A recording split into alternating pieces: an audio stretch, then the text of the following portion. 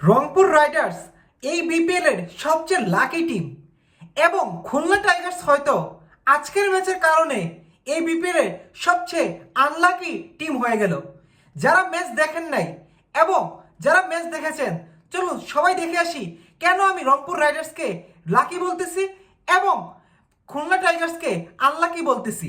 Well, BPL এর সিলেট পর্বের অর্থাৎ চায়ের বাগানের লাস্ট ম্যাচ ছিল রংপুর ভার্সেস খুলনার মধ্যকারে। সিলেটে আজকে একদিকে তো ছিল হাড়িভাঙ্গা আম, আরেকদিকে ছিল বাংলার টাইগার। কিন্তু হাড়িভাঙ্গা আম বাংলার টাইগারের উপরে পড়ে পুরো টাইগারের অবস্থা টাইট করে দিয়েছে লাস্ট 2 ওভারে, যেখানে লাস্ট 2 ওভার অর্থাৎ 12 বলে খুলনার লাগতো 18 রান এবং হাতে ছিল 6 উইকেট। সেইখানে লাস্ট 2 ওভারে খুলনা উইকেটই হারায় 5 উইকেট হারানোর সাথে সাথে বোর্ডে মতো যোগ করতে পারে মাত্র 9 run. That's the reason Khulna সবচেয়ে আনলাকি টিম এবং একই কারণেই রংপুর আবারও লাকি টিম প্রমাণিত হলো। প্রত্যেকটা ক্লোজ ম্যাচ রংপুর হয়তো তাদের লিজ নিয়েই রেখেছে যে আমরাই ক্লোজ ম্যাচ জিতবো। খুলনা 12 বলে 18 রান করতে পারলো না, যেখানে ওদের ব্যাটিং অর্ডার ছিল মাহিদুল ইসলাম অঙ্কন, যে কিনা এই বিপিএল এর দুর্দান্ত একটা ফিনিশিং রোল প্লে করতেছে খুলনার জন্য। তারপর সেখানে ছিল নওয়াজ গত ম্যাচেই 33 রানে একটা ব্রিলিয়ান্ট নক খেলো এবং সাকিবের সাথে তো একদম হাতাহাতির পর্যায়ে চলে গিয়েছিল। সেই নওয়াজ ছিল এবং তার সাথে ছিল ইমরুল কায়েস প্রথম ম্যাচে আই গেস ওর যে প্রথম ম্যাচটা ছিল খুলনার সাথে ঢাকার বিপক্ষে, ওই ম্যাচে 17 রান করেছে। গত ম্যাচে মাত্র 2 রান। এই ম্যাচে ইমরুল কায়েস কোনো বলার মতো পারফরমেন্স করে নাই, মাত্র 6 রান করে একটা বাজে শটে আউট হয়ে গেল। প্রপার টাইমিং লাগে নাই শটটার। যদি প্রপার টাইমিং লাগতো তাহলে ও ইজিলি মিডনে ধরা পড়তো না। যেভাবে সে মিডনে ধরা পড়ছিল বোঝাই যাচ্ছিল তার প্রপার টাইমিং ব্যাটে হয় নাই। আকিব জাভেদ একটা দুর্দান্ত বলে ইমরুল কায়েসও আউট। তো ইমরুল কায়েস এই ম্যাচও ফ্লপ। তারপরে নাসুমও কিন্তু ভালো ব্যাটিং করতে পারে, কিন্তু নাসুমের নিজের ব্যর্থতার কারণে সে সাইফুদ্দিনের কাছে বল আসার আগে অর্থাৎ তাকে রান আউট করার অনেক আগেই পপিং ক্রিজের লাইনের ভিতরেই সে ব্যাট রেখে ফেলেছিল, কিন্তু তার ব্যাট ছিল ইয়ারে। মানে এরকম সিচুয়েশনে এরকম ইরেসপন্সিবল কাজ কিভাবে নাসুম করলো আমি নিজেই বুঝতেছি না, কিভাবে এত ইরেসপন্সিবল কাজ করলো। তারপর যদি আবহাওয়াদের রনের কাছে আসি, তাহলে আবহাওয়াদের রনে কিন্তু লোয়ার মিডল অর্ডারে খুলনার একটা ভরসার নাম এবং সে যে ভালো ব্যাটিং করতে পারে তার প্রমাণ আমরা অনেকবারই পেয়েছি। সে আগে কুমিল্লা ভিক্টোরিয়ান্সের হয়ে খেলতো, সেখানেও সে ভালো প্রমাণ রেখেছে বড় বড় 6 মেরে, এবং এই বিপিএলও সে বড় বড় হিট করতে পারে যে তা আমরা আগের ম্যাচগুলোতে দেখেছি। কিন্তু আবহাওয়াদের রনির যখন খুলনা 2 বলে 10 রান লাগে তখন সে 6 বা 7 স্টাম্পের বল লং অনে টেনে খেলতে গিয়ে, ইনফ্যাক্ট ফুল টাচ বল, সেই বল টেনে খেলতে গিয়ে লং অনে ইজিলি আউট হয়ে যায়। তারপর মিরাজের অ্যাগ্রেশন এবং তার রাগের বহিঃপ্রকাশই পুরো প্রত্যেকটা ব্যাটসম্যানের উপর ছিল খুলনার। কারণ মিরাজ কিন্তু আজকে দুর্দান্ত ব্যাটিং পারফরমেন্স দেখিয়েছে খুলনার হয়ে। তো এজ এ ক্যাপ্টেন এবং এত ক্লোজ ম্যাচ নিয়ে আসার পরে, যেখানে একটা মনে হচ্ছে রংপুর আছে কোনো চান্সই নেই, খুলনার কাছে এই প্রথম মনে হারতে যাচ্ছে রংপুর, সেই ম্যাচ রংপুর এইভাবে জিতে যাবে, তো মিরাজ তো রাগ উঠবেই, যতই সে শান্ত শিষ্ট লেস বিশিষ্ট ক্রিকেটার হোক না কেন বা ক্যাপ্টেন হোক না কেন, যে কারো রাগ ওঠার কথা। এরকম একটা ব্যাটিং পারফরমেন্স দেখলে তার মিডল অর্ডার এবং লোয়ার অর্ডার ব্যাটসম্যান থেকে। খুলনা যে এই ম্যাচে খুবই আনলাকি ছিল তার আরেকটি প্রমাণ হচ্ছে সাইফ হাসান মোহাম্মদ নওয়াজকে যেভাবে রান আউটটি করলো। সে স্কোয়ার লেগ থেকে দৌড়িয়ে এসে মানে ইনার সাইকেলের একটু বাইরে থেকে থ্রো করে নওয়াজকে ডিরেক্টলি আউট।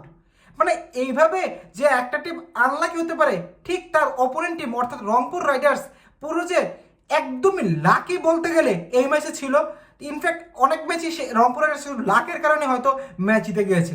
রংপুরের উইনটাকে যদি আমরা লাক হিসেবে ধরিয়ে নেই, কিন্তু রংপুর একটা পারফেক্ট অ্যাসেট পেয়ে গেছে ওদের বোলিং লাইন আপে। সে হচ্ছে পাকিস্তানি আকিব জাভেদ। আজকেও সে ম্যান অফ দ্য ম্যাচ।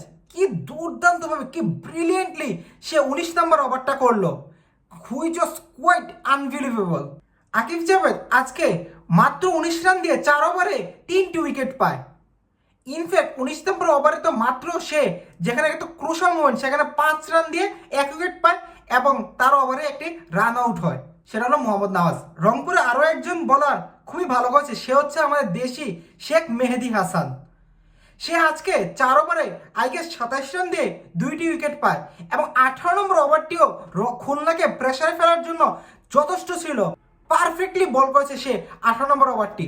এখন যদি খুলনার টপ অর্ডারে আসি, তাহলে টপ অর্ডারের দেশি 3জন ব্যাটসম্যান মেহেদী হাসান মিরাজ, আফিফ এবং নাইম শেখ ব্রিলিয়েন্টলি ব্যাটিং করেছে। এই 3জনের কারণেই মনে হচ্ছে যে রংপুর তাদের 7ম ম্যাচে এসে ফাইনালি হারতে যাচ্ছে এবং টুর্নামেন্টের একটা ব্যালেন্স বজায় রাখার জন্য রংপুরের এই ম্যাচটা হারা খুবই দরকার ছিল। আমার কথা শুনে হয়তো রংপুর রাইডার্সের দর্শকরা একটু কষ্ট পেতে পারে, কিন্তু আমি জাস্ট ফর টুর্নামেন্টের ব্যালেন্স বজায় রাখার জন্য, নট ফর আদার রিজনস, যে এই ম্যাচটা রংপুরে হারলে হয়তো টুর্নামেন্টের ব্যালেন্স একটু বা এক্সাইটিং লাগতো। এখন তো রংপুর 99.99% কোয়ালিফাই করে ফেলেছে। হতে পারে যে অফিসিয়ালি এখনো হয় নাই, কিন্তু রংপুর কোয়ালিফাই যে করবে এটা গ্যারান্টি, মাস্ট বি। আজকে নাইম শেখ করে 41 বলে 58 রান পারফেক্টলি একটি শুরু এনে দেয় খুলনাকে। তারপর মেহেদী হাসান মিরাজের 24 বলে 39 রান। মেহেদী হাসান মিরাজের ব্যাটিং এর এই 24 বলে 39 রানের মধ্যে সবচেয়ে বেস্ট পার্ট কোনটা রেখেছে জানেন? সে যে নাহিদ রানাকে এরকম 6 এবং 4-এর মারগুলো মারলো, দেখতে এত ভালো লাগতেছিল যে মেহেদী হাসান মিরাজকে কিন্তু আমরা একটা দুর্বল ব্যাটসম্যান বা ব্যাটিং টেকনিক ওয়াইজ ঠিক থাকলেও তার কিন্তু শক্তি নাই এরকম ভাবে আমাদের কাছে পরিচিত ছিল। কিন্তু নাহিদ রানা 144, 45, 46 কিলোমিটার বলগুলোকে সে যেভাবে বাউন্ডারি ছাড়া করতেছিল, দেখে একবার চোখের শান্তি লাগতেছিল। এরকম হেলদি কম্পিটিশনই বাংলাদেশ ক্রিকেটের জন্য কল্যাণ বয়ে আনবে আশা করা যায়। তারপর আফিফ করে 15 বলে 29 রান। আফিফের ইনিংসটা কিন্তু চমৎকারভাবে বিল্ড হচ্ছিল এবং অলমোস্ট হয়েই গিয়েছিল, কিন্তু শেষ শেখ মেহেদী বলে একটা ভুল রিভার্সিভ খেলতে গিয়ে এলবিডব্লিউ ফাঁদে পড়ে এবং আউট হয়ে যায়। তারপর থেকেই খুলনার ডাউনফল শুরু এবং রংপুরের রাইজিং শুরু। এখন যদি রংপুরের ব্যাটিং এর দিকে আসি, তাহলে আজকেও রংপুরের ব্যাটিং এর সকল লাইমলাইট কেড়ে নিয়েছে 2জন পাকিস্তানি। বোলিং এ যেমন আকিব জাভেদ রংপুরের গ্রেট অ্যাসেট, তেমনি ব্যাটিং এ রংপুরের গ্রেটেস্ট অ্যাসেট হলো 2 পাকিস্তানি, ইফতেখার এবং খুশদিল শাহ।